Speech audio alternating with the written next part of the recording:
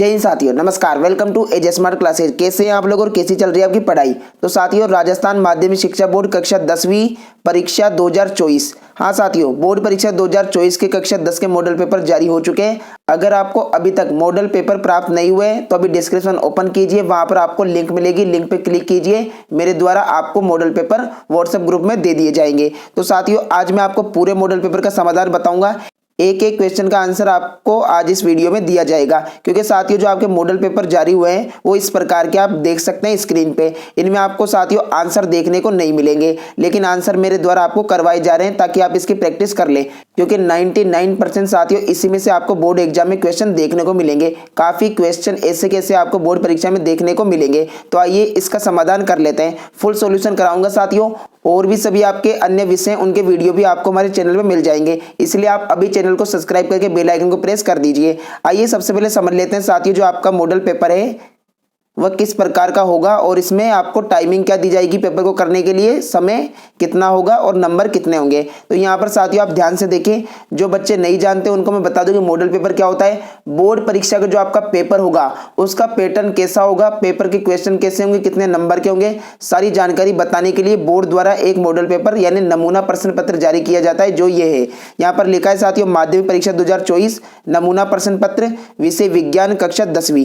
तो आज साथियों हम विज्ञान विषय का समाधान करेंगे पूरे का। तो यहाँ पर आप देखें 3 घंटे 15 मिनट का आपको पेपर करने का समय दिया जाएगा। उसके बाद बात करें नंबर की, तो साथियों 80 नंबर का आपको पेपर देखने को मिलेगा, क्योंकि 20 आपके सत्रांक होते हैं जो विद्यालय द्वारा भेज दिए जाते हैं। दोनों को प्लस करने के बाद आपका 100 नंबर का पेपर तैयार हो जाता है। ओके ठीक है, आइए शुरू करते हैं इसका समाधान।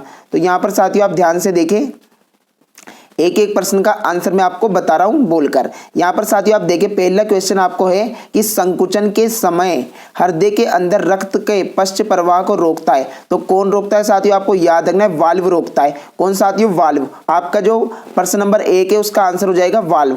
ठीक है, अगर आपने पार्ट सही से पढ़ा है तो आपको सभी आंसर आ रहे होंगे, और जिन क्वेश्चनों के आंसर आपको आ रहे हैं आप अभी कमेंट बॉक्स में उसका आंसर दे सकते हैं। ठीक है, सेकेंड क्वेश्चन की बात करें,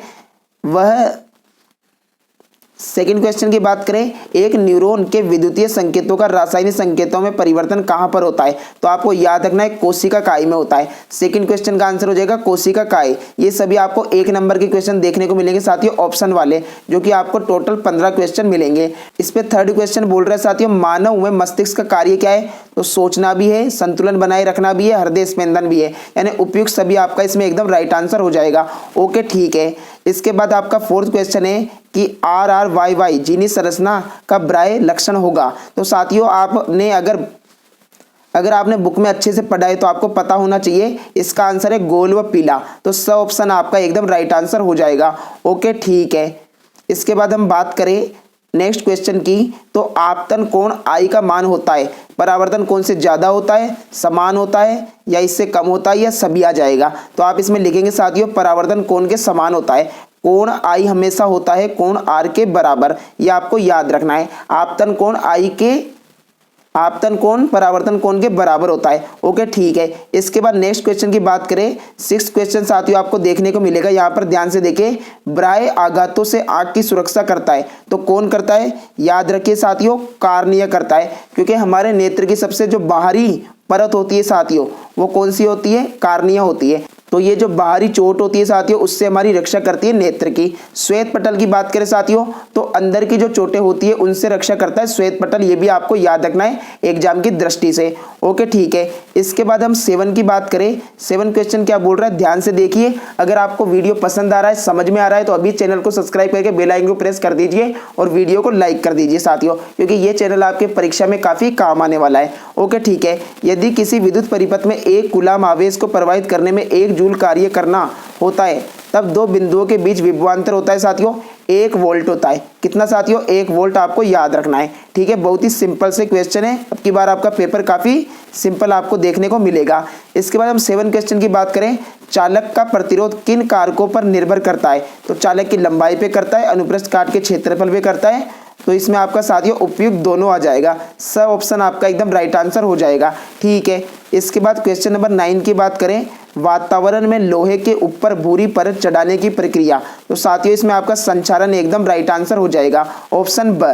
ठीक है, इसके बाद हम बात करें साथियों, ये आपको अभिक्रिया यहाँ पर दे रखी है, आपको बताना है कि 2CH3COOH Na2CO3 यहाँ पर क्या आएगा साथियों, एक के नंबर पे यहाँ पर क्या आएगा ये आपको बताना है। तो मैं आपको बता दूं साथियों, आप इसमें भर देंगे CH3COONA, तो ये साथियों आप इसमें भर देंगे, एकदम राइट आंसर हो जाएगा। ओके ठीक है। इसके बाद नेक्स्ट क्वेश्चन की हम बात करें, क्वेश्चन नंबर हमें 11 बोल रहा है साथियों, यहाँ पर ध्यान से देखें, धातुएं संयोजकता कोष से इलेक्ट्रॉन त्याग कर किसका निर्माण करती है। तो साथियों आपको ध्यान रखना है, कोई सी भी धातु हो अगर वह इलेक्ट्रॉन को त्याग रही है यानी बाहर कर रही है तो वह क्या हो जाएगी साथियों, माइनस को बाहर करने की वजह से प्लस की हो जाएगी। इसका मतलब साथियों धनायन बनाएगी, क्या बनाएगी, धनायन। तो धनायन हमें कहाँ पर दिखाई दे रहा है, तो वह ऑप्शन आपका एकदम राइट आंसर हो जाएगा कि धातुएं संयोजकता कोष से इलेक्ट्रॉन त्याग कर किसका निर्माण करती है, धनायन का। अगर यहाँ पे लिखा होता इलेक्ट्रॉन ग्रहण करके तो आप उसमें ऋणायन भर देते।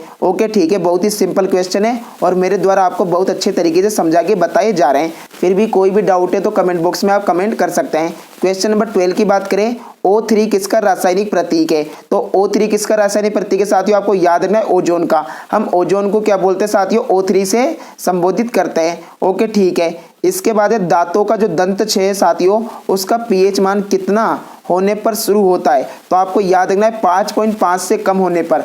जैसे ही 5.5 से कम होगा दांतों का पीएच तो क्या होगा साथियों, हमारे दांत या तो खराब होने लग जाएंगे या फिर जड़ने चालू हो जाएंगे। ओके ठीक है। इसके बाद नेक्स्ट क्वेश्चन की बात करें, क्वेश्चन नंबर 14 हमें बोल रहा है, पुष्प के नर जनन भाग को क्या कहते हैं साथियों, आपको याद रखना है पुंकेसर कहते हैं। क्या कहते हैं, पुंकेसर कहते हैं। और अगर मादा जनन भाग की बात करें तो उसका भी आपको नाम याद रखना है, मादा जनन भाग को हम स्त्री केसर बोलते हैं। क्या बोलते हैं साथियों, स्त्री केसर। ओके ठीक है।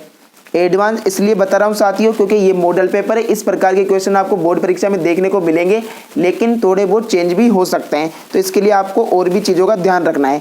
इसके बाद क्वेश्चन नंबर 15 की बात करें, विद्युत चुंबक बनाया जाता है। तो साथियों नर्म जो लोहा होता है उससे विद्युत चुंबक बनाया जाता है, तो ऑप्शन ब आपका एकदम राइट आंसर हो जाएगा। ठीक है। इसके बाद साथियों ऑप्शन वाले क्वेश्चन हमारे पास खत्म हो चुके हैं। अब जो क्वेश्चन आते हैं वो है रिक्त स्थान की पूर्ति वाले, तो इन्हें भी आप ध्यान से देखें, ये भी प्रत्येक 1 नंबर का है। तो लार में पाए जाने वाले एंजाइम को लारीय क्या कहते हैं साथियों, इसमें आप लिख देंगे, आप इसमें टाइलिन लिख देंगे। ओके ठीक है। इसके बाद प्रकृति में सबसे अधिक क्रियाशील तत्व, तो आपको याद रखना साथियों प्रकृति में जो सबसे क्रियाशील तत्व है वह है पोटेशियम। कौन सा है, पोटेशियम। बहुत ही इंपॉर्टेंट क्वेश्चन है, आपको ध्यान रखना है, पोटेशियम हो जाएगा।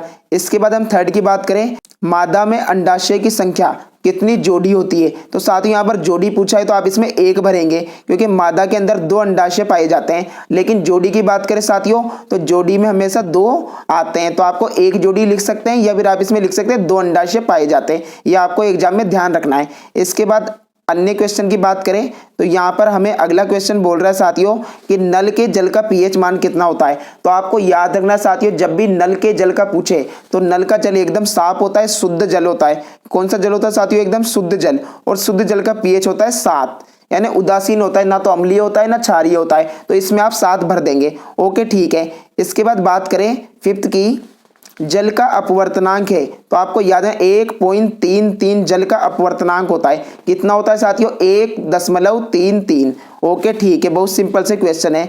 वोल्ट मीटर को सदैव परिपथ में संयोजित किया जाता है, तो आपको याद रखना है वोल्ट मीटर को सदैव समांतर क्रम में संयोजित किया जाता है। किस क्रम में साथियों, समांतर क्रम में। ओके याद रहेगा, ठीक है, याद रखना है और एग्जाम में आपको अच्छे तरीके से करके आना है। इसके बाद बात करें 7 की, सभी हरे पौधे एवं नील हरे शैवाल जिन्हें प्रकाश संश्लेषण की क्षमता पाई जाती है क्या कहलाते हैं। तो आपको याद रखना है उत्पादक कहलाते हैं। क्या कहलाते हैं साथियों, उत्पादक।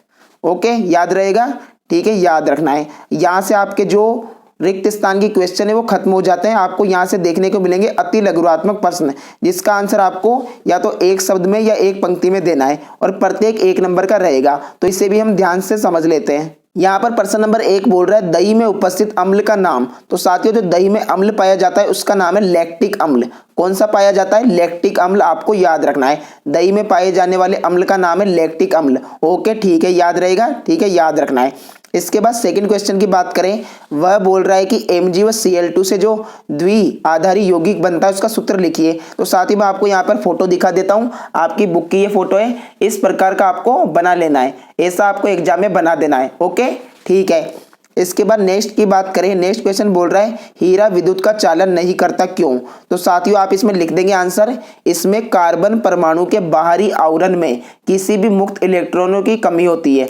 क्या लिखेंगे साथियों, ये कार्बन परमाणु में जो बाहरी आवरण है उसमें मुक्त इलेक्ट्रॉनों की कमी होती है, इसलिए हीरा क्या है, विद्युत का चालन नहीं करता। ओके, ठीक है। इसके बाद बात करें फोर्थ क्वेश्चन की, वह बोल रहा है कार्बन का परमाणु क्रमांक कितना होता है। तो आपको याद रखना है साथियों 6 होता है, कार्बन का परमाणु क्रमांक 6 होता है, और अगर संयोजकता पूछता तो आप इसमें 4 बता देते।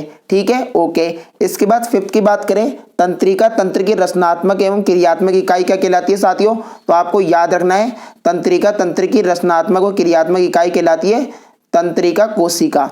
क्या कहलाती है साथियों, तंत्रिका कोशिका, आप इसमें बता देंगे। ओके, ठीक है। इसके बाद नेक्स्ट क्वेश्चन की बात करें, प्लाज्मोडियम में जनन किस विधि से होता है, किस विधि के द्वारा होता है। तो आपको याद रखना साथियों बहुखंडन के द्वारा होता है। प्लाज्मोडियम में जो आपका जनन होता है किस प्रकार का होता है, अलैंगिक जनन होता है जो बहुखंडन के द्वारा होता है। ओके, ठीक है। इसके बाद नेक्स्ट क्वेश्चन की बात करें, वक्रता त्रिज्या और फोकस दूरी में क्या संबंध है। तो आपको याद रखना है साथियों वक्रता त्रिज्या को बोलते हैं आर, और ये होती है फोकस दूरी की दोगुनी 2f होती है। तो आप सिंपल सा इसमें लिख सकते हैं कि वक्रता त्रिज्या फोकस दूरी की क्या होती है, दोगुनी होती है, r बराबर 2f होता है। बहुत ही सिंपल सा, ठीक है। इसके बाद नेक्स्ट क्वेश्चन की बात करें, मुख्य अक्ष को परिभाषित कीजिए। तो साथियों मुख्य अक्ष की आप परिभाषा क्या लिखेंगे, दर्पण के ध्रुव व वक्रता केंद्र को मिलाने वाली रेखा को मुख्य अक्ष कहते हैं। क्या साथियों, जो दर्पण का ध्रुव होता है और वक्रता केंद्र होता है उनको मिलाने वाली रेखा को क्या कहते हैं, मुख्य अक्ष कहते हैं। बहुत ही सिंपल सी परिभाषा है। इसके बाद 9 की बात करें, क्या कारण है कि चुंबकीय क्षेत्र रेखाएं एक दूसरे को प्रतिच्छेद नहीं करती। तो आप इसमें सिंपल सा आंसर लिख देंगे कि यदि चुंबकीय क्षेत्र रेखाएं एक दूसरे को प्रतिच्छेद करती है तो उस बिंदु पर एक ही क्षेत्र की 2 दिशाएं होगी जहां वे मिलती है, लेकिन यह संभव नहीं है, तो इसलिए वो एक दूसरे को प्रतिच्छेद नहीं करती। बहुत ही सिंपल से आंसर है। इसके बाद हम 10 की बात करें, पर्यावरण में विघटन करने वाले जीवों की भूमिका लिखिए। इसमें साथियों आप मन से लिख सकते हैं कि जो विघटन करने वाले जीव होते हैं उनकी क्या भूमिका है। इसमें इस प्रकार से लिख सकते हैं कि खाद में परिवर्तित कर देते हैं वो सड़े गले पदार्थों को, जो कि क्या है, लाभकारी होते हैं। तो बहुत ही सिंपल से आंसर हो जाएंगे। तो मेरे द्वारा आपको पूरा जो आपका सेक्शन ए है यानी आपका खंड अ है वो पूरा करा दिया गया है। अब इसके बाद यहाँ पर बचता है खंड ब, जिसमें आपको यहाँ पर आप देखेंगे तो आपको बड़े क्वेश्चन देखने को मिलेंगे, आपको यहाँ पर 2-2 नंबर के प्रश्न देखने को मिलेंगे। तो साथियों आज के वीडियो में हम इतने ही आंसर करेंगे। अगर आपको नेक्स्ट सवालों के भी आंसर चाहिए और इनका PDF चाहिए आंसर का, तो अभी डिस्कशन ओपन करके व्हाट्सएप ग्रुप की लिंक दी गई है, उस पर क्लिक कीजिए, व्हाट्सएप ग्रुप में ऐड हो जाइए, ज्वाइन हो जाइए। मेरे द्वारा आपको ये PDF आंसर का PDF दे दिया जाएगा। और अगर आपको अन्य विषयों के वीडियो भी समय पर देखने हैं तो अभी चैनल को सब्सक्राइब कर दीजिए, बेल आइकन को प्रेस कर दीजिए, आपको समय पर वीडियो मिल जाएंगे। धन्यवाद साथियों, जय हिंद, जय भारत, बढ़ते रहिए आगे, बढ़ते रहिए, जय हिंद।